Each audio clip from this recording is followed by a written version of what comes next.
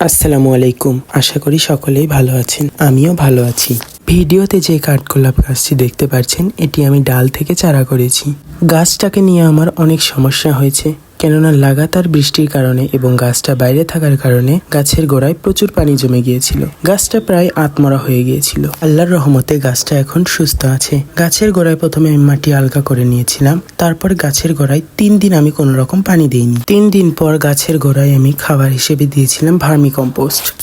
আমি আমার গাছে যখনই কোনো রকম খাবার দিই, বিকেল বেলা দেওয়ার চেষ্টা করি এবং খাবারের সাথে আমি ছত্রাকনাশক মিশিয়ে দেই। কাঠগোলাপ গাছে কুড়ি আসলে আপনি অবশ্যই খাবার হিসেবে কলার খোসা ভেজানো পানি দিতে পারেন, কেননা কলার খোসা ভেজানো পানিতে অনেক পটাশিয়াম থাকে, যা ফুল আটকাতে সাহায্য করে এবং ফুলের বৃদ্ধি নিশ্চিত করে। নেক্সট ভিডিওতে আমি আপনাদের সাথে আমি কিভাবে কাঠগোলাপ গাছ থেকে চারা তৈরি করি সেই ভিডিওটি শেয়ার করব এবং আমার এবছর করা কিছু চারা দেখাবো। দেখতে হলে চ্যানেলটি সাবস্ক্রাইব করবেন। আল্লাহ হাফেজ।